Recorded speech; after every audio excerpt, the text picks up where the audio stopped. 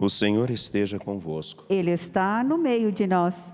Proclamação do Evangelho de Jesus Cristo, segundo Marcos. Glória a vós, Senhor.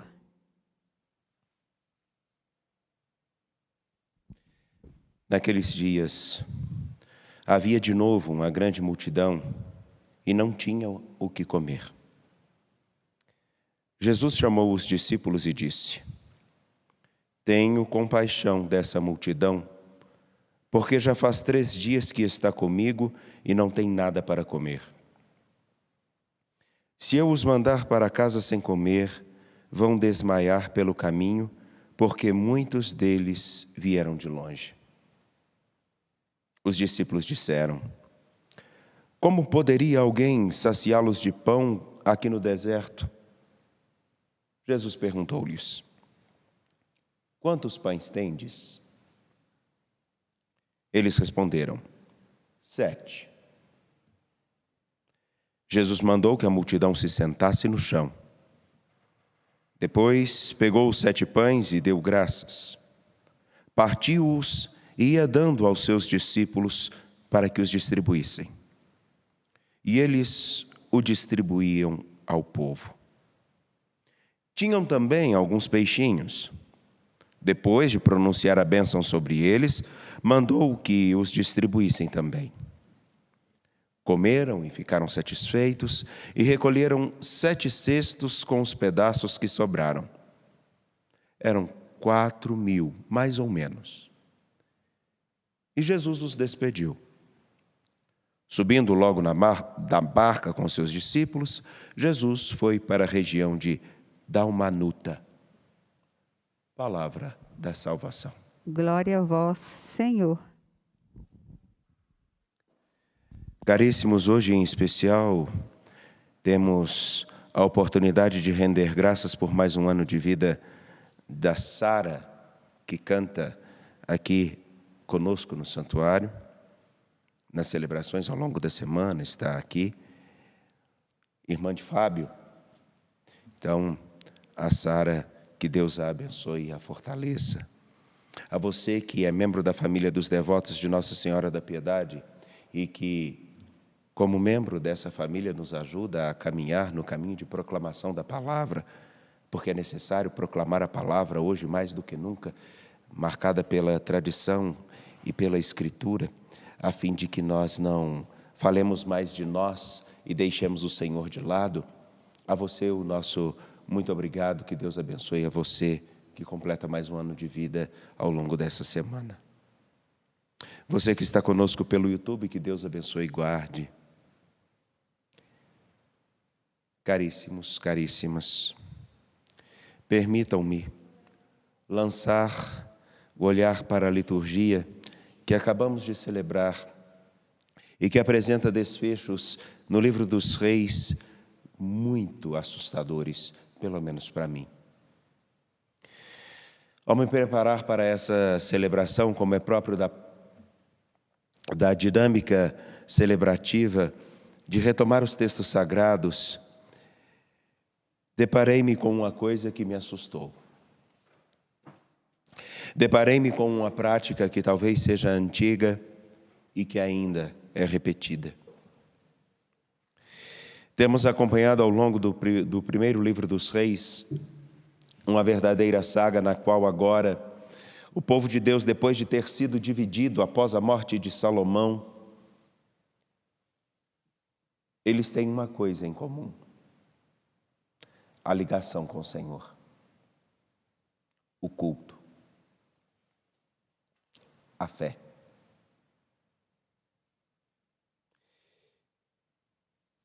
E Jeroboão, que era responsável agora por uma grande parte do povo de Deus no norte, tem um pedacinho do povo da tribo de Davi que está cá no sul. Uma grande gama de gente no norte e um pedaço pequeno no sul. Porém, o templo do Senhor ficava em Jerusalém, aqui no sul. E aí o que acontecia? Muitas pessoas saíam do norte e começavam a peregrinar para o sul. E Jeroboão não viu isso com bons olhos. Não viu isso como um ponto agradável. Ele pensou, como é próprio, a unidade desse povo não pode ficar assim, porque senão eu perderei o meu lugar. Agora eu sou responsável por uma grande parte do povo, então eu não posso perder esse lugar. Aí então, numa estratégia política, travestida de religiosa, ele forma 2 templos no norte. Constitui um grupo de sacerdotes no norte, para que o povo não tivesse que se locomover. A princípio pode parecer uma coisa muito boa, porque afinal de contas, o povo não teria que andar tanto. Porém, ele ao construir esses 2 templos, ele coloca nesses 2 templos a idolatria. De maneira que ocorresse uma verdadeira separação total do povo.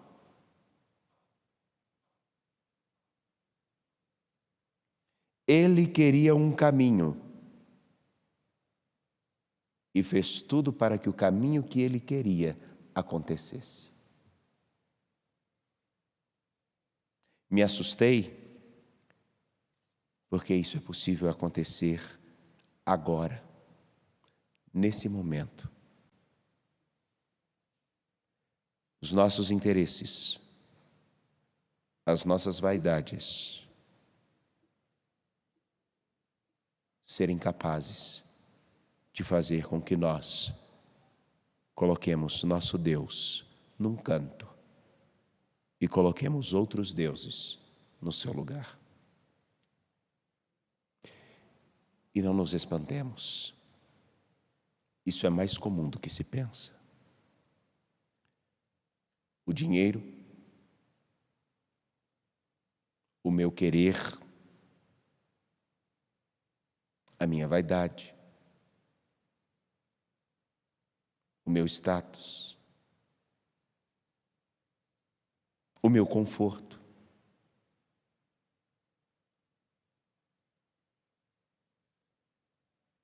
Isso não é algo que está longe, mas está perto.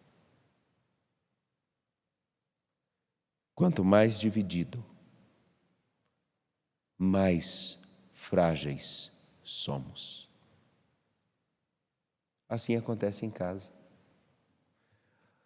O casal dividido não consegue educar bem seus filhos, porque enquanto um diz uma coisa, o outro diz outra. E aí, com o tempo, nós descobrimos uma coisa: é mais fácil, isso eu peço para esse e não para aquele.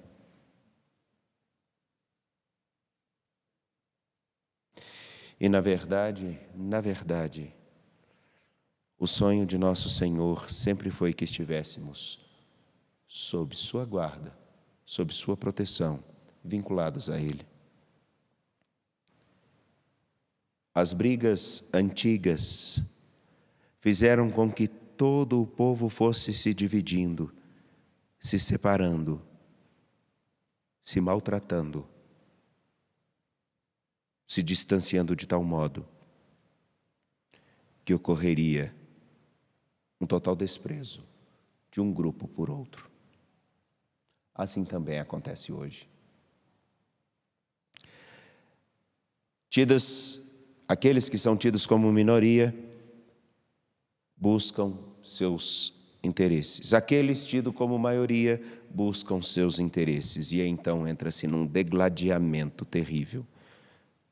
E todos se esquecem de pensar o que convém à dignidade e ao sonho de nosso Deus. Outra coisa também me chama a atenção. Na narrativa do capítulo 8, versículos 1 a 10 de Marcos, novamente escutamos um outro fenômeno, um outro milagre, uma outra ação de nosso Senhor, outra multiplicação dos pães, porque o povo não tinha o que comer. Diz o próprio Evangelho de Marcos, cerca de mais ou menos 4.000 homens, ou 4.000 pessoas, não importa, provavelmente homens. Mas aqui, a pergunta crucial que me gerou espanto é: os discípulos já tinham visto o Senhor nosso Jesus Cristo multiplicar os pães. Isso aconteceu há pouco tempo. Escutamos há pouco tempo na nossa liturgia. Eles veem Jesus multiplicar os pães. E Jesus, preocupado com aqueles que o acompanhavam, simplesmente diz: eu não posso mandar esse povo embora, eu preciso que eles se alimentem. Eles vieram de longe, quer dizer, eles não são de um grupo muito próximo de Jesus, eles são de um grupo distante. De um grupo, seja fisicamente residindo em um lugar distante, seja aqui, do coração, porque existem muitas distâncias, né? Existe aquela distância como, por exemplo, eu posso ter 2 pessoas sentadas nesses 2 bancos, a menos de 20 centímetros de distância, por exemplo, mas nem se olharem e os corações estarem muito distantes uns dos outros. E pode ser a distância, mas eles estavam distantes, eles eram de um lugar distante, de uma situação distante de Jesus. E os discípulos fazem uma pergunta que, para mim, pelo menos, que entendeu que quem sabe ler um pingo é letra. Eles perguntam uma coisa que já tinham perguntado antes. E agora repetem a mesma pergunta: como poderia alguém saciá-los de pão aqui no deserto? Vejam que coisa. Há pouco tempo, na narrativa do Evangelho, Jesus já multiplicou os pães e saciou a fome de tanta gente, e eles fizeram a mesma pergunta: quem pode matar a fome desse povo? Nós não temos nada.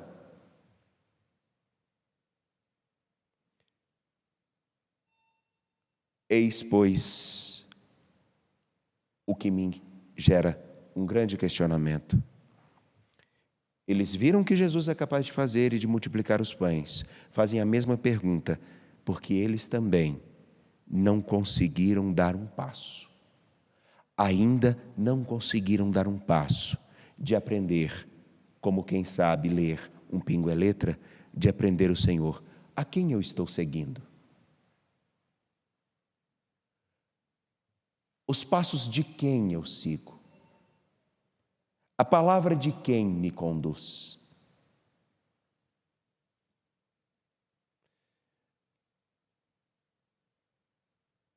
Jesus multiplica os pães, pega 7 pães, multiplica, depois pega alguns peixes, multiplica.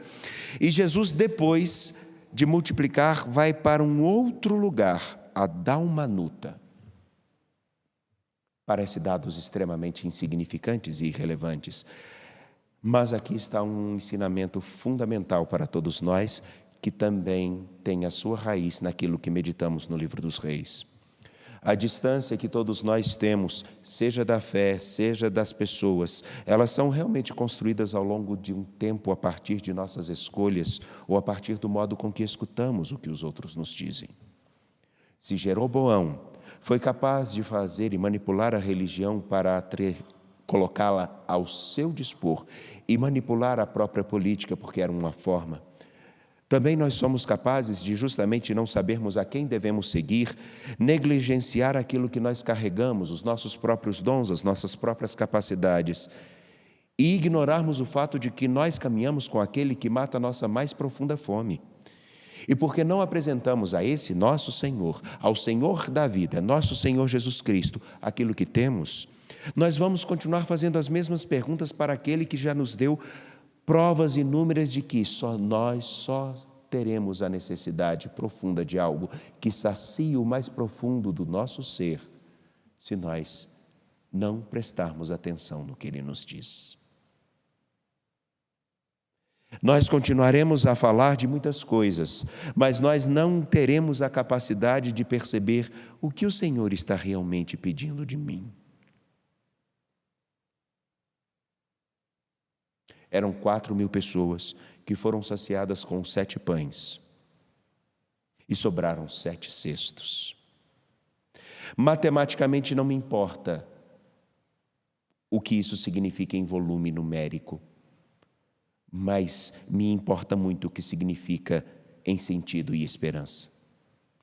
E explico por quê. Porque a mesma medida com que os discípulos fazem uma pergunta da qual eles já tinham a resposta, nós ainda estamos perguntando e pedindo a nosso Senhor as mesmas coisas. Pedimos curas, pedimos que Ele nos tire os problemas, pedimos que Ele nos dê paciência, pedimos que Ele nos dê condições de deixar determinadas situações que nos afundam para o buraco. Pedimos muitas coisas e fazemos até perguntas muito repetidas. Por que existe o mal? Por que as pessoas sofrem? Por que eu sofro? E nos esquecemos de olhar para as respostas que Ele já nos deu. Seja pelo sofrimento, seja pelas nossas necessidades, seja pelos desafios presentes.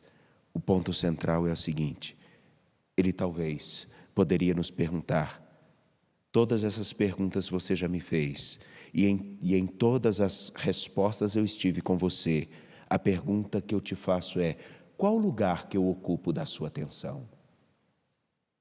Porque se o lugar que eu ocupo da sua atenção não é a de fazer com que aquilo que você é e aquilo que você tem signifique como alimento muito, muito mais volumoso do que você possa pensar para você e para os que estão à sua volta, qual a outra resposta que eu posso te dar?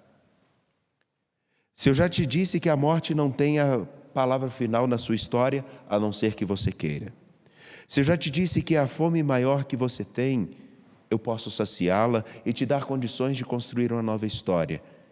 Se eu já te mostrei um novo horizonte a ser alcançado, que pode inclusive passar pelo sofrimento, mas que tem como certeza da fé a vitória da vida e a consolação da minha presença, qual a outra resposta que eu posso lhe dar?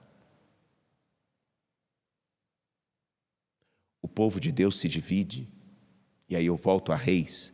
O povo de Deus se divide porque ele se preocupou muito em fazer as mesmas perguntas e não olhar as respostas que lhe foi dada ao longo da história. Porque nós somos escravos, Senhor, lembremos do Egito. Porque vocês trilharam um caminho equivocado, eu os trago de volta para um lugar onde vocês possam ser livres. Senhor, porque nós sofremos com um rei, porque vocês não deram a mim o reinado que precisava dentro de vossos corações. Por isso eles, inclusive, veem o reino de Salomão ser dividido e mais tarde ser dominado. Senhor, porque nós sofremos tanto durante tanto tempo com a dominação de tantos reinos, porque vocês não quiseram ser o reino cujo Deus fosse eu mesmo. No tempo presente, Senhor, porque tantos falam do Teu nome e não vemos o Teu pão chegar a tantos? Talvez porque muitos não tenham olhado tudo o que eu ensinei até agora, como os discípulos, no capítulo 8, versículos 1 a 10, voltam a fazer a mesma pergunta a Jesus: quem é capaz de matar a fome desse povo? E se esqueceram de perceber aquele que caminha com eles e com vocês. Qual o lugar que ele ocupa? Meus caros, uma única coisa nessa liturgia, nesse dia eu peço: que nós possamos reconhecer bem qual é a presença do Senhor na nossa história, para não ficarmos fazendo perguntas que já foram feitas, mas acolhermos as respostas que nos são dadas todos os dias, pela palavra, pela vida. E espero em Deus, pelo nosso sincero compromisso de ajudá-lo a encontrar um lugar no coração de tantos que têm uma fome muito maior do que aquela que está ligada ao estômago. Mas a de fé, a de esperança, que serão saciadas num amor comprometido com a verdade, com o bem, com a justiça. Confiantes em nosso Deus, de pé, apresentemos nossas preces. A nossa resposta será: